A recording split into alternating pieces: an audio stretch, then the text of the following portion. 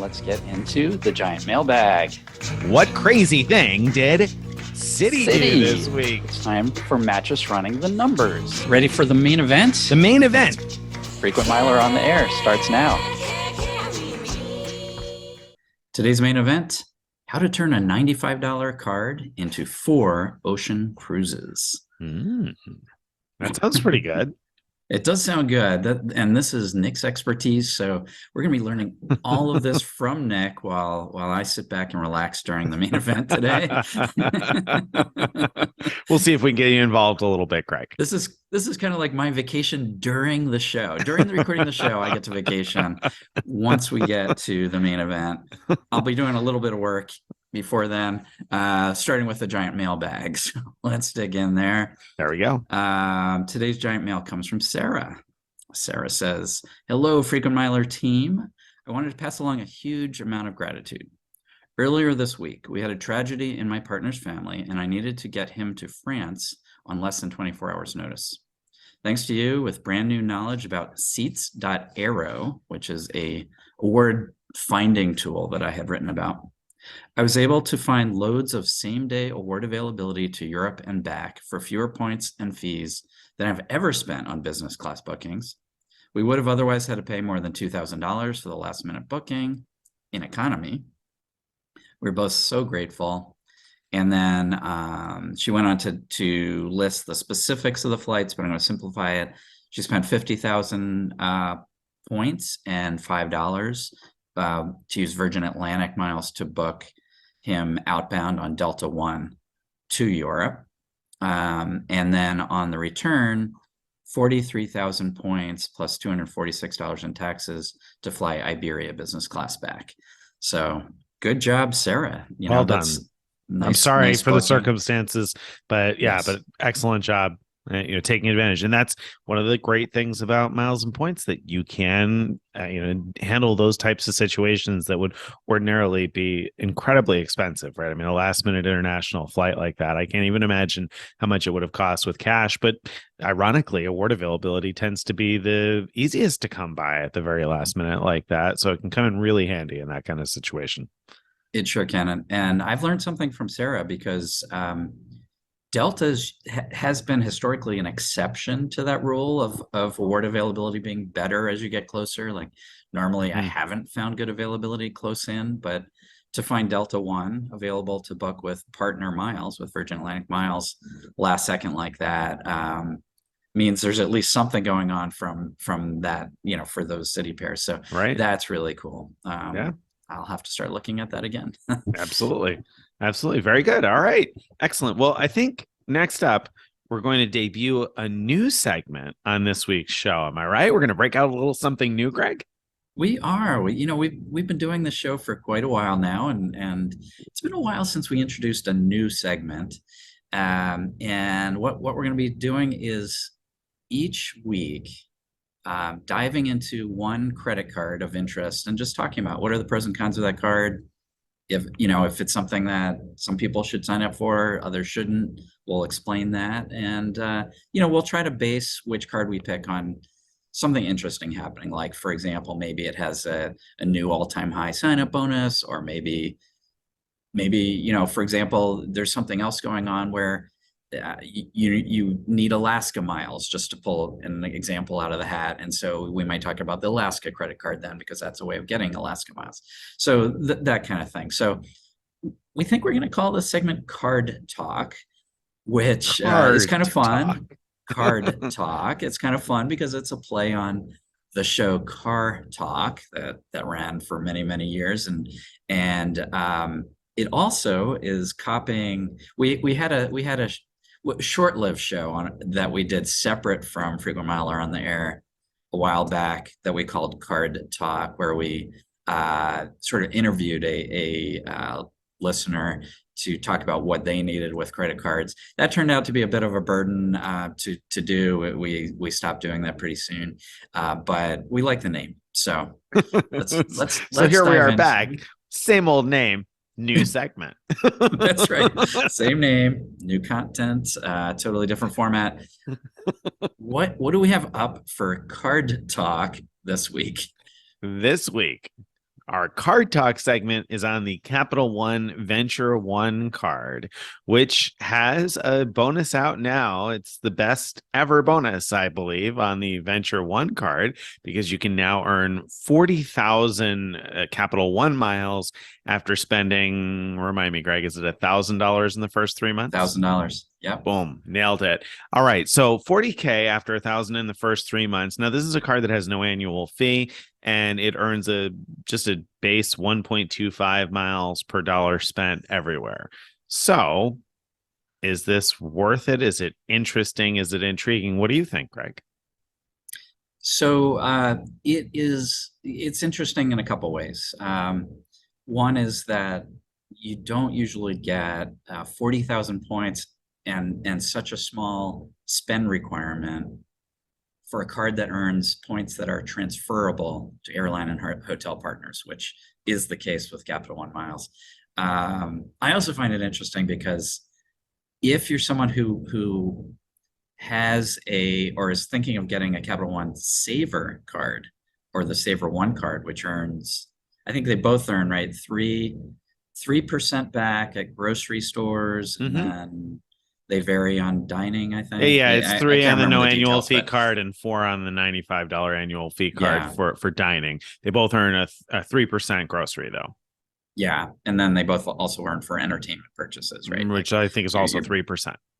Yeah.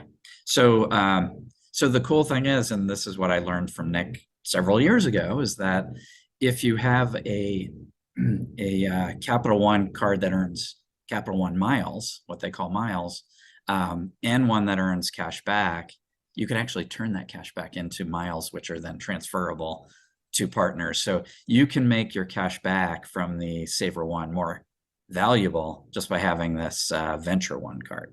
Yeah, So I think that's pretty cool. And I want to mention that I learned that from a reader, so that wasn't even something I discovered on my own. It was something that made sense when the reader mentioned it, because things I had noticed in the Capital One login, but I didn't actually discover that or realize it on my own. But I wrote quite a bit about it when we finally discovered that was possible and doable. So yeah, I think Greg's points are really good, that this is a decent sign-up bonus. Even if you used it just to erase travel purchases, you're looking at $400 on $1,000 spend. That's a good good return on a no annual fee card. Not the best on the market, but not bad.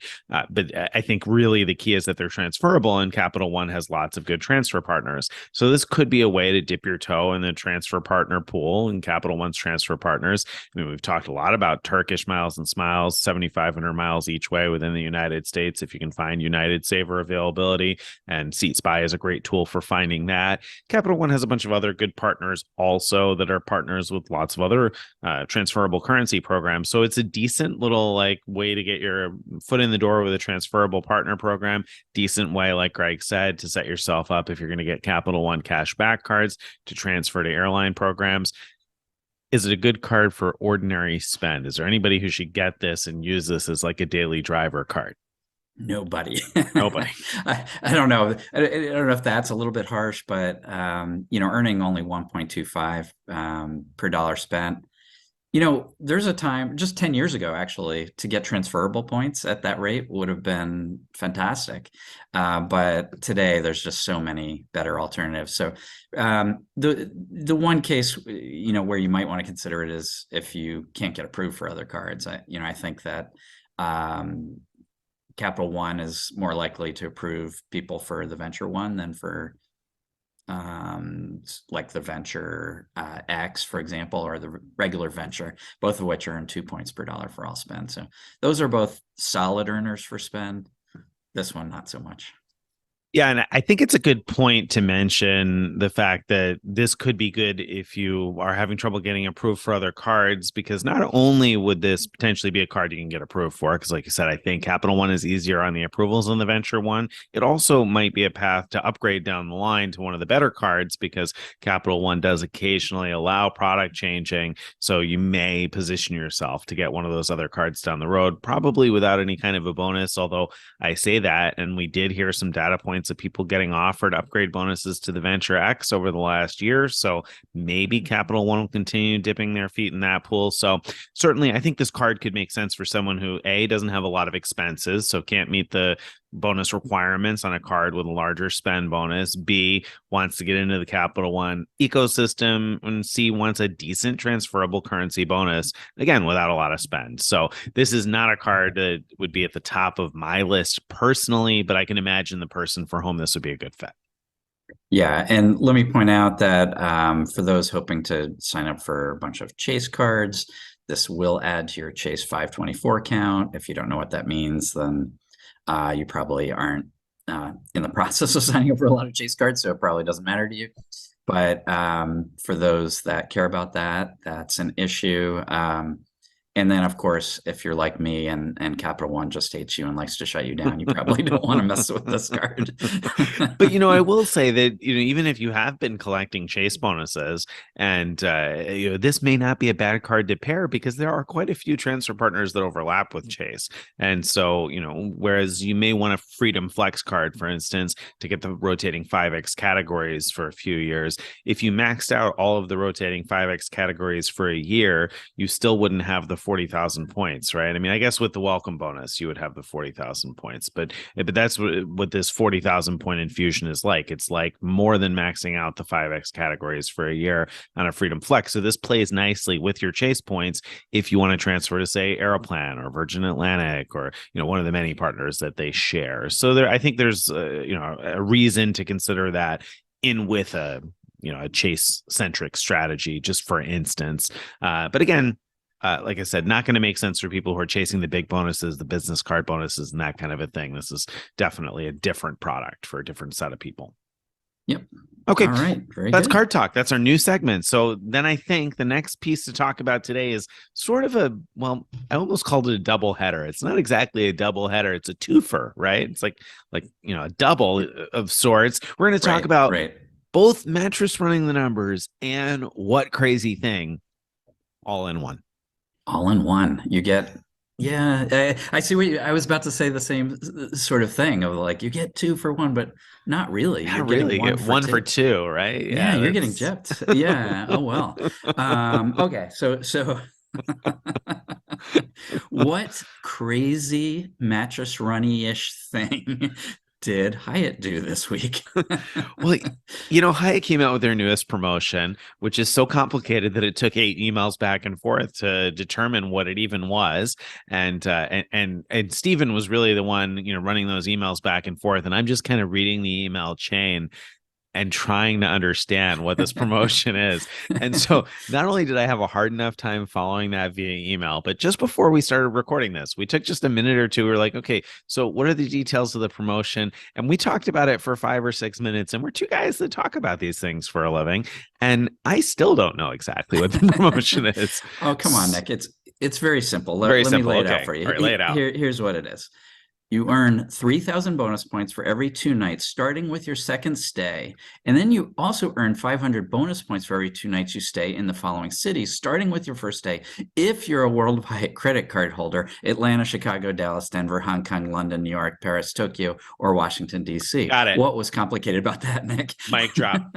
Wow, that was really well done. No, I have no idea what this promotion is still. And if you made sense of any of that, well, congratulations, Hyatt marketing team. You're the only people that get this one.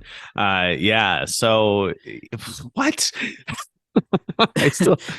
Let me simplify it a little bit because there's actually something interesting here. Okay. The interesting thing, which is not in anything I just said, is that this promotion counts on award stays. And so the simple part, not even simple, but the easier to understand part of this whole promotion is you get 3,000 bonus points for every 2 nights during the promotion window. So every 2 nights you stay at a Hyatt, whether it's a point stay or cash stay, whatever. But you have to have first stayed without getting any bonus points at a Hyatt. Right. You have to have completed a stay that during the bonus period extra in order to sort of like show you really mean it. Right. Right. Right. Or to Right. activate your Right. promotion here, you have to stay at least Right. once. And so Yeah. like, okay. All right. So I get it. So you have to stay one time. And then after that one to that first time doesn't count. After the first time, every 2 nights you get 3,000 points. That's So right. like, what is the whole purpose of that? That doesn't really make any sense, does it? Because, like, for instance, if you have to stay 7 nights somewhere for business, basically what they're incentivizing here is for you to stay one night and then go stay someplace else and come Right. back, right? Like they're Yeah. incentivizing you to Yeah. leave. It doesn't make any I sense to don't me. understand this. It's not like it's such a big bonus that, they should be worried about people who only do one stay getting something. I mean, what? Yeah, I find that totally crazy. Now, they're not alone. I mean, we've seen similar requirements out of Marriott and others where it's from your second stay. So the hotel chains like doing this kind of thing, and I find it even though I sound like I know what I'm talking about, I actually don't. I like, for example, for when it says for every 2 nights starting with your second stay, do those stays have to be 2 nights, or is I it okay don't to have I two don't think separate they 1 night stays? do.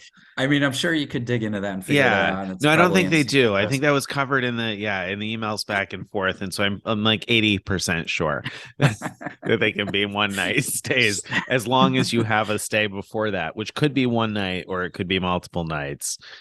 Right. So Yeah. this is so ridiculously complicated. Yeah, I just find this kind of hilarious. it But is.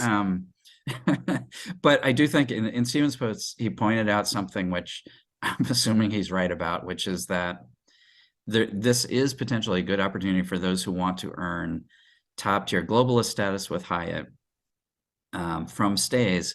If you have easy access to one of those cities that I rambled off, and some of those cities have category 1 Hyatts. And if you can find those category 1 Hyatts um, pricing at off peak, that would mean they cost only 3,500 points per night.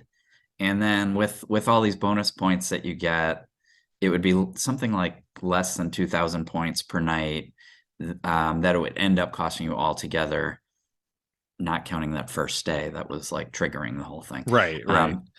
Yeah, I mean, So no, the point is you could that's cheaply interesting. earn the extra nights that you need to get high level status. So No, that's pretty cool. yeah, that makes sense.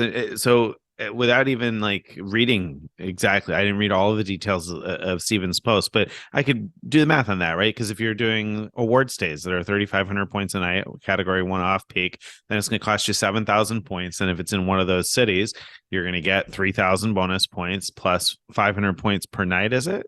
Or 500 points per stay in those cities? 500 points for every 2 nights For every 2 nights in those cities. in those Yeah. cities. So you do the 2 nights in those. Mhm. So you end up getting 3,500 points back after 2 nights. You get half back. So, I Yeah. mean, you Yeah. could essentially That's pretty mattress sweet. run globalist status. Yeah. For 3,500 times 30 nights, basically. So, sort of. Sort of, because you're getting the points. Yeah, I mean, it's sort of. I don't know. I don't even want to go more into that, but it's interesting for that if you're looking to mattress run those category 1 nights, I guess. Right, right. All I'd say is read the fine Read print a the few fine print. dozen times so you Yeah. fully understand what's going on there Right. Right. before you go committing any mattress runs to this. But yeah, Crazy no, Hyatt. it has mattress run potential. It does. It does. So It's crazy that they make it so difficult to wrap your mind around. I mean, there are too many layers there. We're not looking to peel onions, Hyatt. Just make it simple. Give us a certain number of points and stop with all this extra complication. right, right. I'm still like just chuckling about the whole thing. I just find it so funny that The other thing that drives me crazy about these is that they keep calling them bonus journeys. And like, come on, just yeah, differentiate the names. Like running the same name every time. It's so confusing because it means something different every, 4 or 5 months.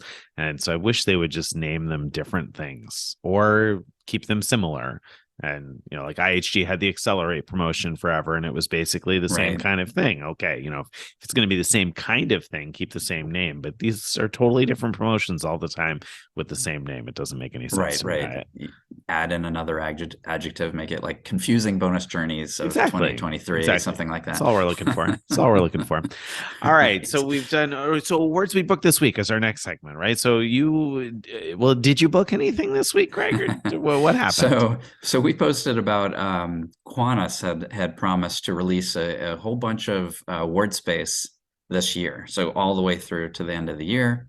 And so I and everyone else in the universe who had read not just our post, but a lot of blog posts about that, jumped on to see what we could get. And I found that in December, which is a very nice time to go to Australia, I found two, not just business class, but first class seats at a time then that my wife and I could go.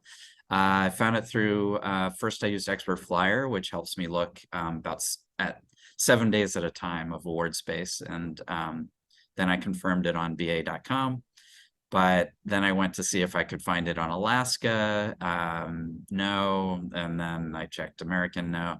And then I double checked on BA. And by that time, the word space was already gone. Because everybody's looking for it. So I didn't actually book anything new this week, but I tried. You tried. Nice try. Points for effort, Greg. Well done. I took a brief glance at dates that would be convenient for me and didn't see them through Alaska. And I said, all right, well, I don't have that much effort in me to like hunt down the way to book it. If it wasn't going to just be available online via Alaska, I knew it would just get scooped up so fast with this, deal with people, especially people in Australia. They do also have not as many credit card opportunities as we do, but they have some anyway of the transferable currency membership rewards type things. So and obviously with Qantas being such a major carrier, there have to be a lot of people that have Qantas points and been sitting there waiting for a good use for years, especially these last few years. So it doesn't surprise me at all that anybody that had Qantas points was like, all right, great, finally I can book an award with them, and was jumping on that space pretty quickly. Right. Because, historically, Qantas was like impossible. You wanted to nab a Qantas business class, let alone first class seat. Good luck. I mean, it was just not easy. But yeah, I saw tons and tons of business class award availability, by the way. But yeah, who knows if it'll be there by the time this show publishes? Probably not. All right. So that's about all there is to say about that. So let's move on to this week's main event. Main event time. I'm about to go on a little mini vacation now while Nick explains how to turn a $95 card into 4 ocean cruises. Hopefully. Okay. At least. So let me reframe this and say up to 4 ocean cruises and maybe more.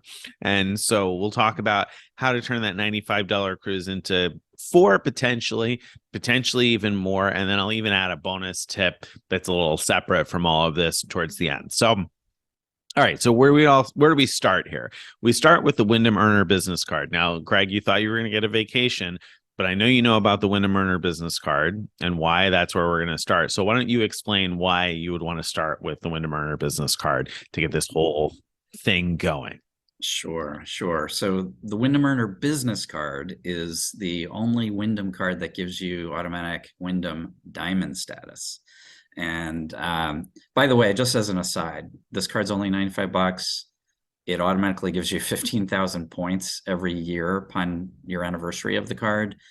It's like a no-brainer to have this card anyway. And plus it earns 8 points per dollar at gas stations. I mean, this is like an excellent card, regardless of what we're about to talk about. So everyone it's a card you want.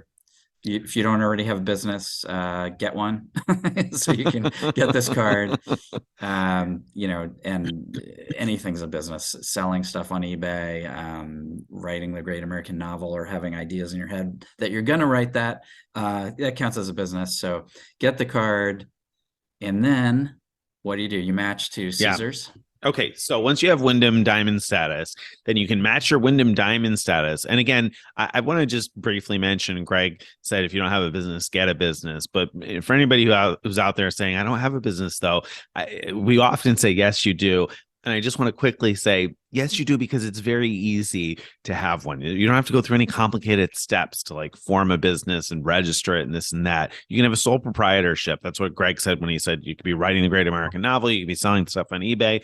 It can be a sole proprietorship, and you could have $1,000 in sales a year, and you could potentially get approved for business cards. So You can be very honest about whatever it is you think you might earn from whatever business it might be. And business cards are relatively accessible and easy to get, even with new businesses like that. So that's why this is really pretty wide open, more wide open than maybe it seems initially. Okay, so that's that.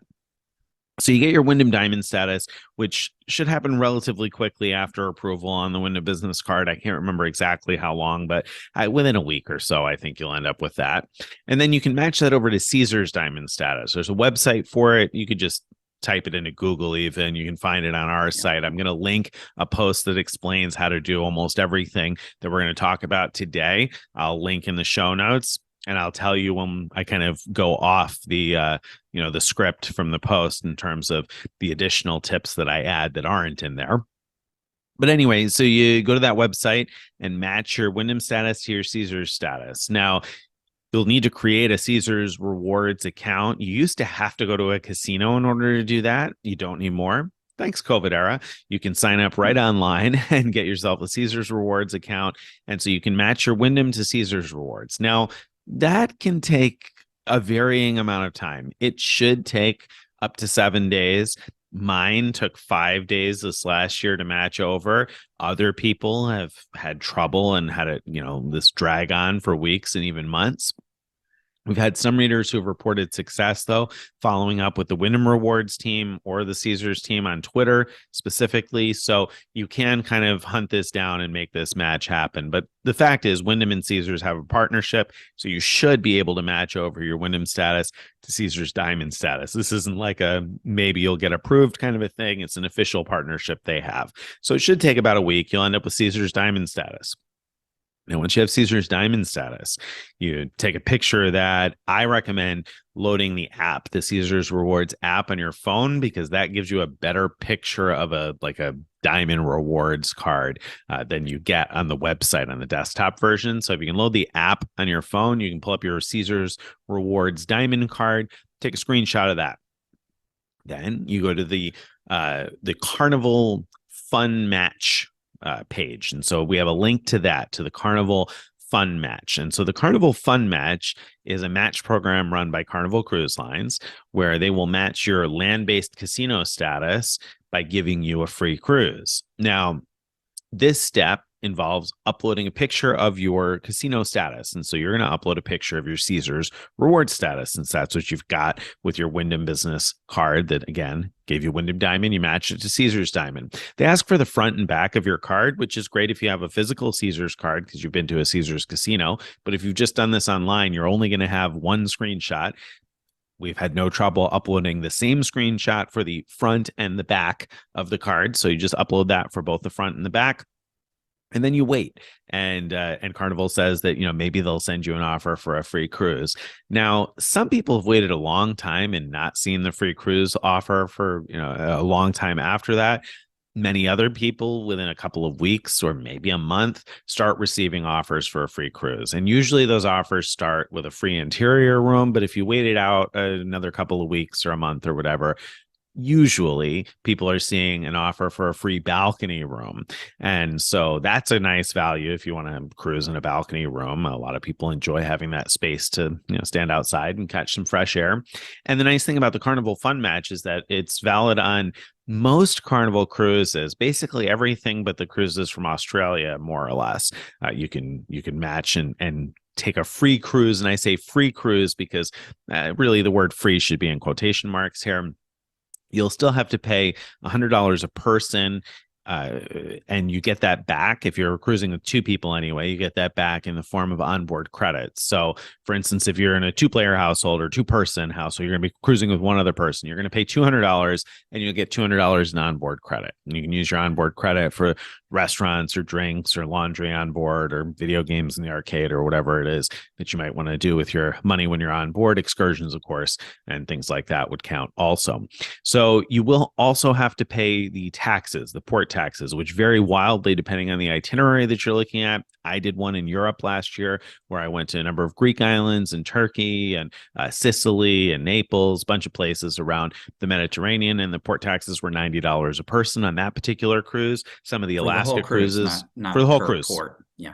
No, right. Yeah. 90, yes. Thank you for pointing that out. That was $90 for a 10-day cruise. So for my wife and I, we'd have paid the $200 that we got back as $200 in onboard credit plus $90 each in taxes. So What a deal. yeah, That's amazing. Yeah. a pretty nice little deal. So less than $400 all in, for that cruise, that example. But Right. as you're saying, other ports, it might be much more expensive. It could be hundreds. It depends on what your itinerary is and where it is. Some of them are $300 or $400 a person, so it really just depends on where you want to go.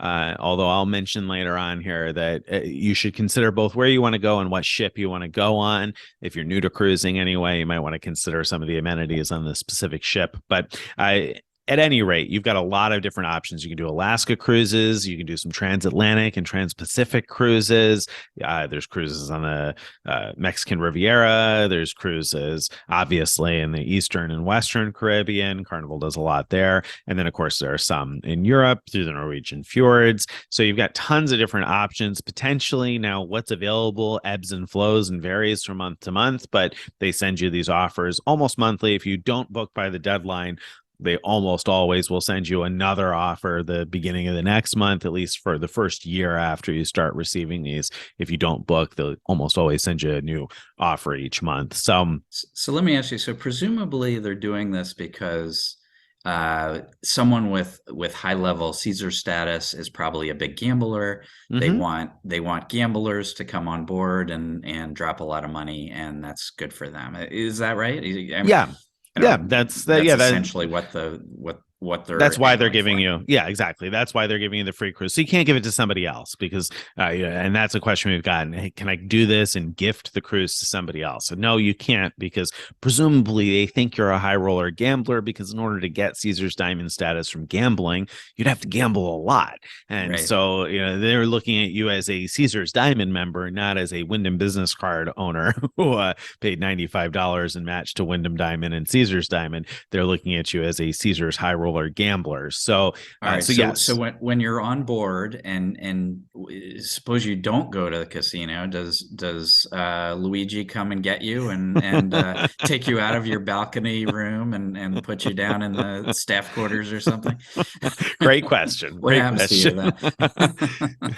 Nope, nobody, not even once. I didn't get nobody from the casino, from the host, sort of the casino host, never spoke to me or sought me out at all on the cruise. And there was certainly no question about how much I was going to gamble or if I was enjoying the casino or anything else. So that just never came up with anybody, the stateroom attendant, nobody in the dining room, etc. So even though clearly they had down somewhere that I was there as a gambler, there was never a question about the gambling aspect of it. Now, I did play a little bit in the casino, but I was also on the cruise with other people who didn't, and none of them got questioned by anybody. So no, I mean, if you don't gamble, you don't gamble. They probably won't continue to send you free cruise offers if you don't gamble at all. And if you do gamble some, they might continue to send you free cruise offers. So whether or not you want to gamble, that's totally up to you. But there's no written requirement that you need to gamble X amount per day or anything at all like that. So you'll be free to do whatever it is you want to do. And in fact,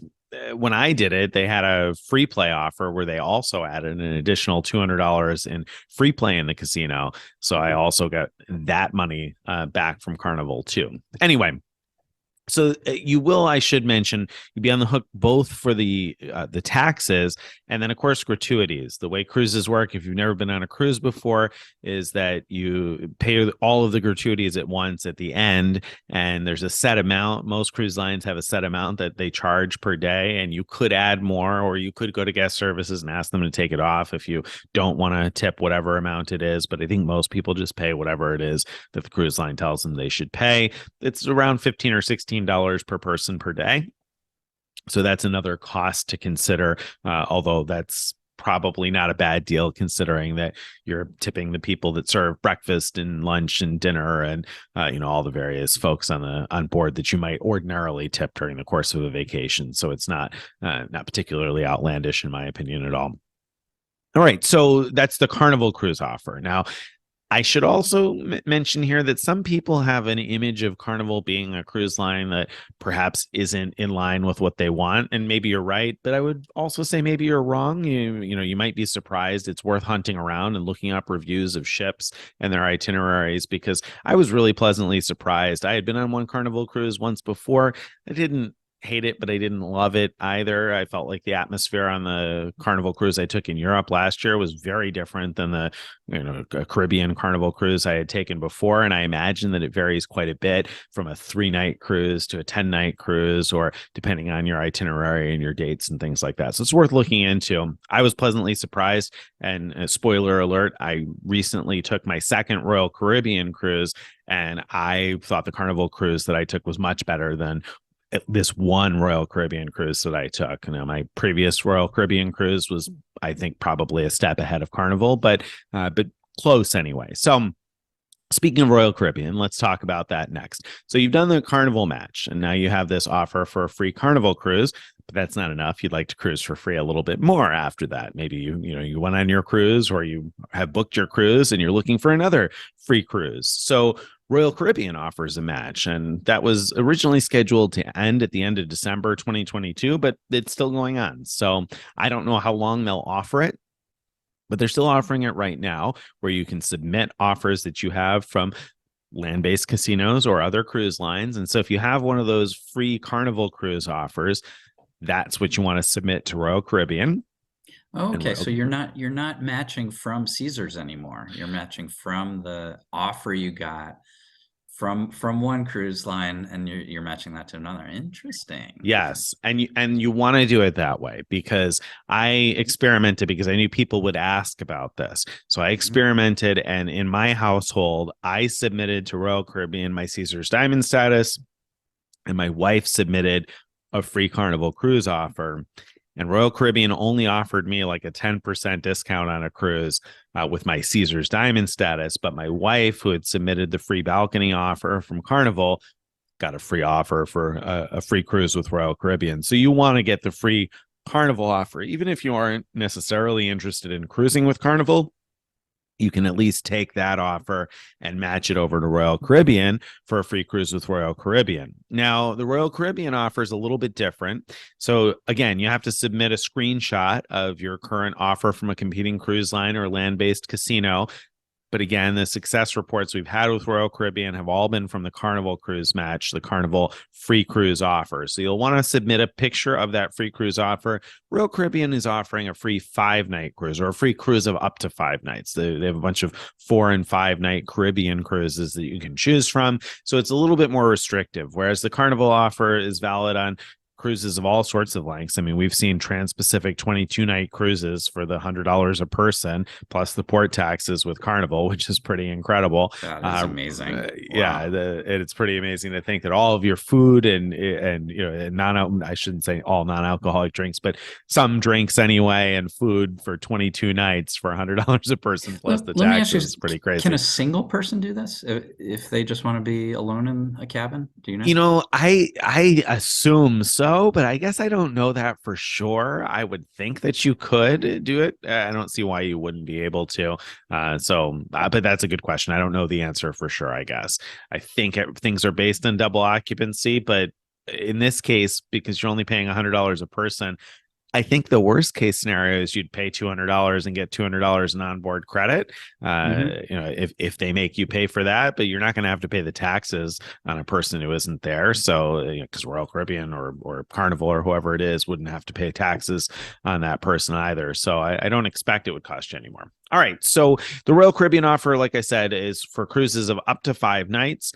Now, the thing I didn't write about, I don't think anyway, I've kind of hinted at this, and maybe I mentioned it on the show, is that when Royal Caribbean does this match offer, I've only done this once, so I haven't done it again recently, but at least when we did it, they send you an email and say, okay, here's the information. You click through the email, log into Royal Caribbean, and there were two redeem buttons, for lack of a better way to describe it. There was the offer for the cruise of up to 5 nights, and it was listed twice, almost like a little glitch. It kind of looked like it was listed twice on the page, but there were two buttons to redeem for it. So I tried clicking one of them, and so this was my wife's account, and booking the free cruise, and it didn't seem to work via email. So she called and redeemed the first free cruise that we wanted to book. Mm-hmm. And then that line disappeared. When she clicked through into her account, that line disappeared, but the other line that still had a redeem button was still there. So it looked very much like she still had a free cruise offer in her account. So she called again and she booked a second free cruise. Nice. So I think the Royal Caribbean offer is probably meant to be one free cruise, but we're not the only people who book two free cruises. Let me put it that way. So you may very well be able to get two free cruises at a Royal Caribbean. And I can confirm that I got off of the second cruise just this week, and both of them were free. And when I say free, we did again have to pay port taxes. In this case, unlike Carnival, we didn't have to pay anything for any sort of onboard credit. It was just the port taxes. So our port taxes for our two Caribbean cruises were about $100 a person. So, for $200, you could end up with a 5-night cruise with a balcony room. Again, if you had the balcony offer from Carnival, Royal Caribbean is matching that with a balcony offer on their cruise. So we got another, nice cruise. We got two decent cruises with Royal Caribbean. We did one that was, the first one was their private island in the Bahamas. And then I think also to Nassau is what that one was. And then the second cruise we just took was to Cozumel and Grand Cayman. So, and that one was interesting. I didn't enjoy the ship as much, but it was kind of interesting because it was unbeknownst to me, it was a Green Bay Packers fan cruise. And so there were a bunch of former Packers players and a current Packers player and their families on the cruise. So everybody packed a week's worth of Packers clothes to wear on the cruise, which was kind of fun. Except for us, of course, we didn't get the memo on that. But it was a fun time, and for the price, the value is absolutely there. Yeah, I mean, so you have this $95 Wyndham Earner business card. Your wife also has the Wyndham Earner business card, and so you both have Caesar's Diamond, and then this whole avalanche of now you're up to 3 cruises that you've told us about. But right, and so we in the title we said 4. Right, we did say 4. Well, now. I'm not gonna cheat and do this, but I'm gonna say that if you're in a 2-player household, we've only been counting one person so far. Yeah. So really, if you're in a 2-player household and you both have the Wyndham Earner business card, that could be 6 cruises so far. So you could have 6 for two $95 cards, but we only talked about one $95 card. So far we're at 3 cruises with one $95 card. Right.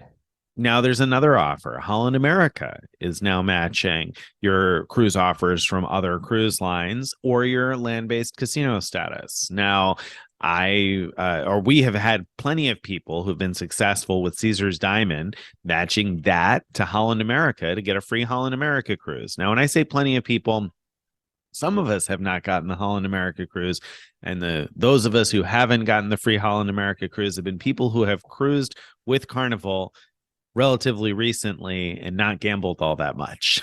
They realized that we are not, because Holland America is owned by Carnival. And I was missing that. I was like, I don't understand. No, Holland America is owned by Carnival. So those of us who recently cruised with Carnival and didn't gamble as much as perhaps they had expected, they're saying, oh, well, we see from your activity with our sister cruise line that you're only good for a $200 off of a cruise. But for people who haven't cruised recently with Carnival anyway, they have been able to take their Caesar status or Caesar's Diamond status and match that to a free cruise with Holland America. So I don't know how long that Holland America offer is going to be around for. Now, Holland America is owned by Carnival, but it's like a higher end experience, presumably anyway, than Carnival. So a nicer cruise line, so to speak. Of course, these cruise lines, very similar to hotels, have different brands that appeal to different market segments. Just like Marriott, you've got your Spring Hill Suites and your Residence Inns, but then of course you have your Marriotts and your JW Marriotts and your St. Regis and your Ritz and everything else. So they have just different brands to appeal to different types of customers. So Holland America is a slightly higher end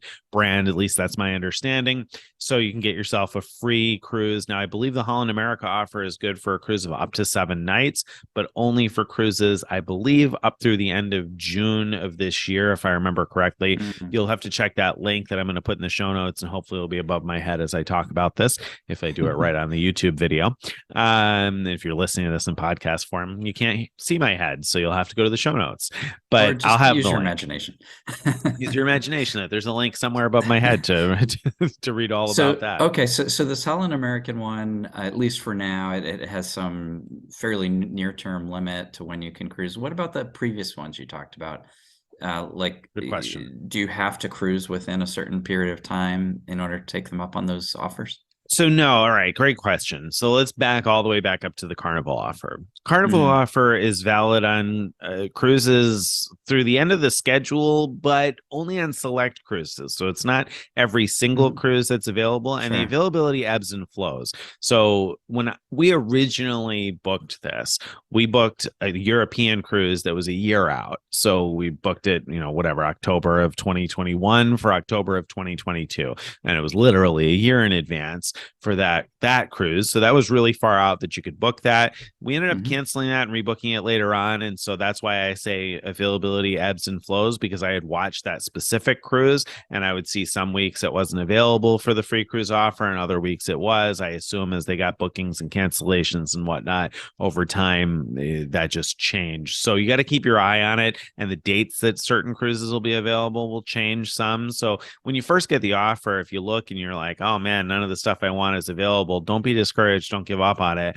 Keep looking every now and then. I would take a look every week or two to see what may have changed in terms of what's available. But you have, like I said, basically throughout the end of the booking calendar, or at least a year anyway in advance, of different cruises that you can book with the Carnival offer. What about if you're just not ready to even look yet? Like, does the email say you have to do this by it does next month or whatever? It does, but with the Carnival offer, they don't really mean it. The way the Carnival offer worked, the dates varied every month, but what would happen is something like I would get an email on the 3rd of the month that would say, oh, here's this free cruise offer, and it expires on the 28th of the month.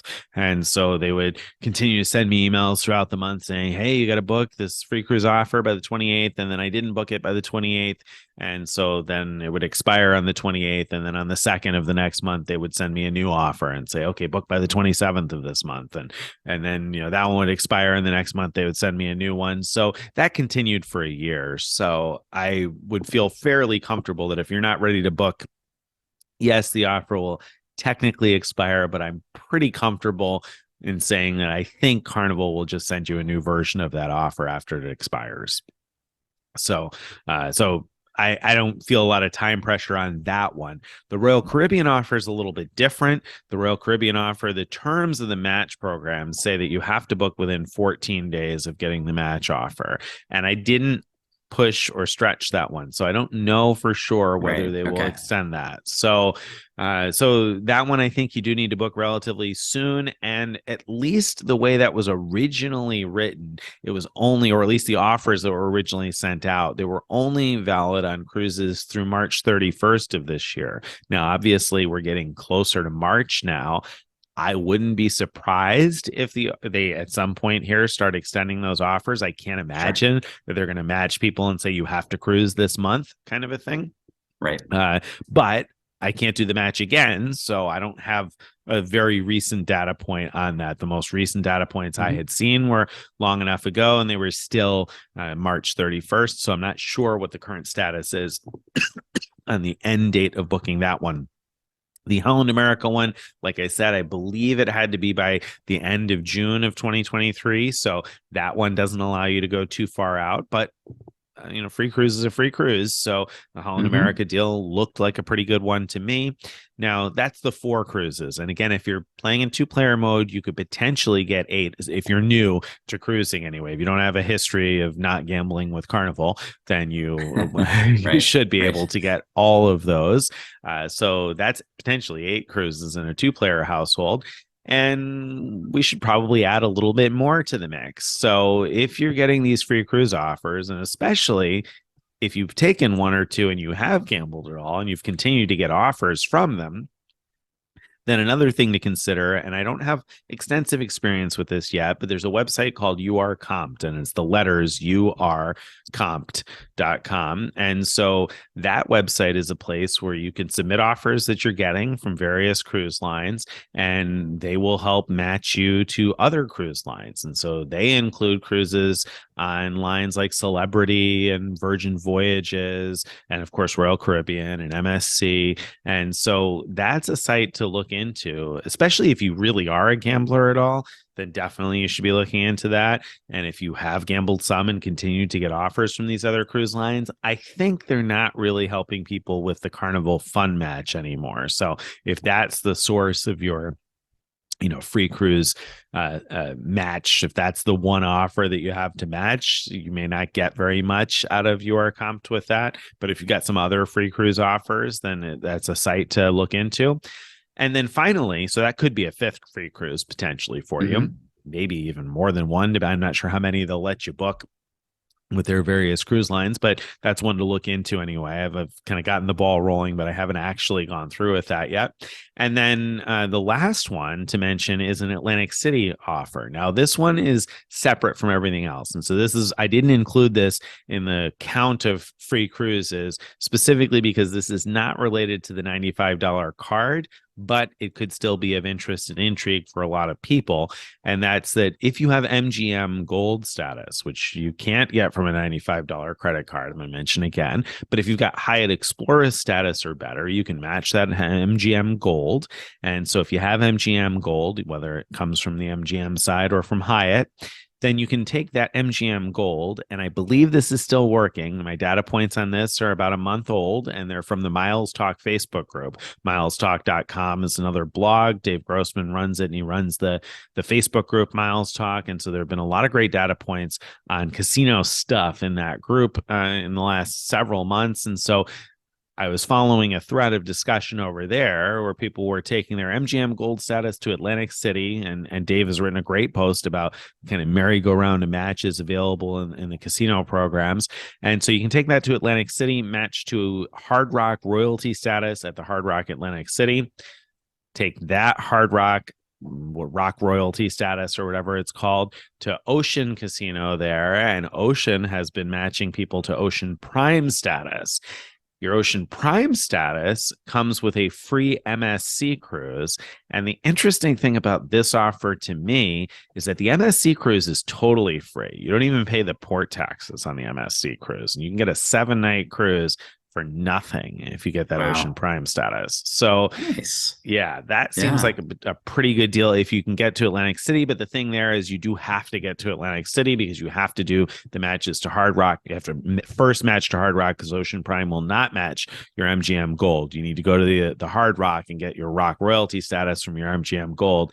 And then you have to physically take that to the Ocean Prime Casino or to the Ocean Casino to get Ocean Prime status. So there's a few stops you have to make and some stuff you got to do in person. And I'll include in the show notes a link to the Miles Talk post that describes that because I haven't done that one myself yet. And Dave's done a great job of laying out the steps for that. So I'll link to that in the show notes too, because it's a good resource, I think.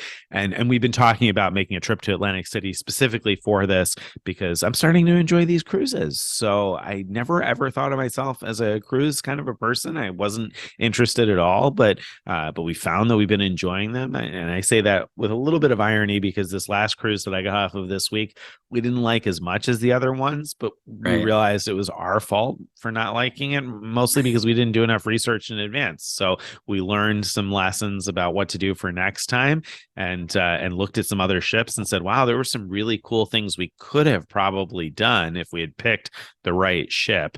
And so now with some of these other offers, I'm interested in seeing, well, okay, what can we get now in terms of a really cool cruise experience? We've gotten some good port stops and we got some things that lined up nicely with the schedule. I was really impressed that we were able to get a free Royal Caribbean cruise during President's Week. I mean, President's Week, kids are out of school in my state, so I know it's not the same in all states, but there were enough people on vacation that there were a lot of people on cruises this week. Yeah. We stopped in a couple of ports where they were very full with cruise passengers. So I was really happy that we were able to book a free cruise during a peak travel week.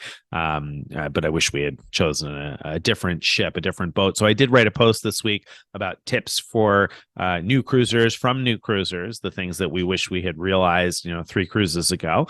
And so hopefully we'll get better at that if we continue to do it. I don't think we're going to be like a cruise would not be there was to be my only vacation every year, it probably wouldn't be a cruise. But if I'm going to do some points and miles traveling and do a variety of different things, it's certainly something I wouldn't mind mixing in again. We've had more fun than I would have anticipated on cruises. So I'm kind of looking forward to the next one. That's great. That is so great to hear. So I think 4 cruises plus a bonus cruise, if if you do this MGM stuff, that's pretty good. I think we that's not bad. I think we together right kind of nailed that one. Right. So we'll see you on a cruise soon, right, Craig? You will see me over Zoom from your cruise. That's right. It's funny because Craig knew that this would probably be a decent topic for a lot of people, but cruising isn't for everybody, especially not those who feed the fish very frequently when there's a little bit of motion on the ocean, right? That's right. That's right. That said, there are situations where being on something that's like a cruise is great even for me, and that was recently. I was in New Zealand and we did an overnight cruise on Doubtful Sound, and it was like one of my favorite things I've ever done. So I absolutely loved and adored that. But the sound is also the water is doesn't move. There's no rocking, so there's no nausea, and very few people. So that's one of the things I don't like Big about difference. The 2 cruises I had done before. Thousands of people, and I just dislike the whole sort of cattle call to meals and getting on and off the boat experience of lining up just to get anywhere. Really dislike that whole thing. Yeah, and those are fair points. So it's not for everyone because there are a lot of those things that I didn't think would appeal to me, and those pieces of it didn't necessarily appeal to me either. So I totally get that. There's pluses and minuses to everything, and lots of different styles of travel out there. So and I interestingly, so on this last cruise we were in port with a ship that's much larger than the one that we were on one day, and we met a couple that was on the larger ship. And in fact, they were doing back-to-back cruises on the Odyssey of the Seas, the Royal Caribbean Odyssey of the Seas. And so the previous week, they had been on board with 4,400 people on their cruise. And then they said that this particular week, there were about 5,000 people on the cruise. The second week they were on it. And they said they thought it was crowded with 4,500 people. And they said when they got to the 5,000 people, they were like, oh, no, wow, this is really crowded. So some people love that because there's lots of amenities on those big ships. And I mean, the ship looked really cool from the distance that I saw it. But, of course, there are downsides too. So you'll want to consider those kind of things when you look around at the ship. And I mentioned in my post this week, and I'm going to reiterate it here, it's worth taking an hour of your time to look for a YouTube video walkthrough to see what the ship looks like, because I think that would probably make a difference in which one I would pick in the future, taking a look through and seeing, well, what does it actually look like? Like, what does the buffet look like? Is it going to feel like that cattle call kind of a thing? Or are there a number of different restaurant options where it's going to feel more like being in a, smaller type of an environment? And that's really going to vary, quite a bit from ship to ship. So worth taking a look at some of those things. Okay. Yeah. All right. So, my friends, I think that wraps up the main event and brings us to the question of the week. Go for it. So this week's question of the week. Hang on. Sorry, I had the question of the week up and we restarted. There it is. Okay. Yes. So pop quiz time for Greg. So Greg, pop quiz on walk policies. If you get walked from each of the major chains, and when I say each of the major chains, let's go with Hyatt, Marriott, IHG, and Hilton. If you get walked, what are you entitled to? Now, when I say if you get walked, for anybody who's not familiar with that terminology, it means you show up at the hotel and they cannot honor your reservation. They don't have a room for you. They've oversold. They don't have a room for you. What is the walk policy if you have any sort of elite status with the various chains? Let me not even get into all the nitty gritty. I'm not going to make you do everything. Which of them Right. have a policy that you're entitled to anything Okay. if you get Okay, walked? so first let me say, in every case, I believe they will, even if you don't have elite status, they'll put you up somewhere else for free. That is like you shouldn't have to pay for the night at all. I think that's what like everyone will do, but you might not like where you go. But Marriott is the one that has a elite guarantee for if you get walked, and it varies by chain. I mean, sorry, by brand within Marriott as to what specifically you're entitled to when that happens. But it's things like a whole bunch of points, or I think there's a cash option. I can't remember exactly. Yes, absolutely. So that is exactly what I expected you to say. And the reason that I gave you the pop question or the pop quiz for this week was because I didn't have a good way to make this the question of the week, but I learned something interesting from Frequent Miler Insiders just today, actually, as we record this, because there was a member of Frequent Miler Insiders that posted a scenario where she had a bunch of rooms booked at a particular hotel that was way oversold. And so she was at a Hilton property with diamond status, had a bunch of rooms booked, a block for a special event, and they had to move them somewhere else. And it was quite a mess because they initially offered to move them to one particular hotel and then they moved them to a different one, blah, blah, blah. And they were wondering, like, is this okay? And, what should I do in terms of pursuing what I really want? And the thing that stood out to me was someone in our Frequent Miler Insiders group posted a link to a loyalty lobby post that Hilton Honors has a walk policy, which I did not know. They have a non-published policy, or at least it's not published for program members to see. I assume that this is something that is published on the hotel end, so hotels should Okay. know it. But members wouldn't necessarily unless they had seen this. And so diamond members, if they get walked, it should theoretically be the last person walked that's relocated to a different hotel.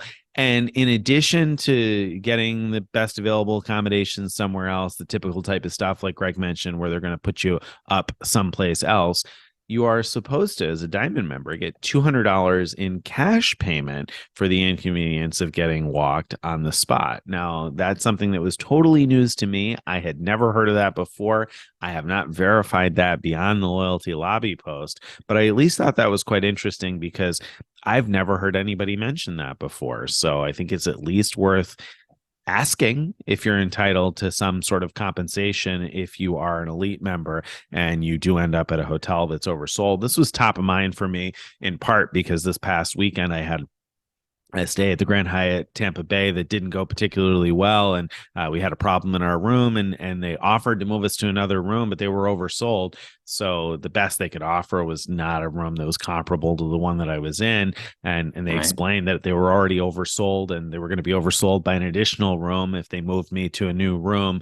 But they were offering that as to inconvenience me as little as possible, and so it got me thinking about, well, yeah, they're going to have to walk right now X number of people, and it's going to be one more person if I take this other room, and it didn't particularly work out well for me. So I proposed a different solution in that particular case, but it got me thinking anyway about these walk policies, because I've written in the past that I think IHG doesn't have a walk policy at all. I think you said that most chains will put you up somewhere else, but I remember looking into it. I wrote a post about it a couple of years ago, and I didn't prep by reading that post before we talked about this today, but I'm pretty sure that IHG didn't have a walk policy Oh, written really? at all when I So, had written so that post.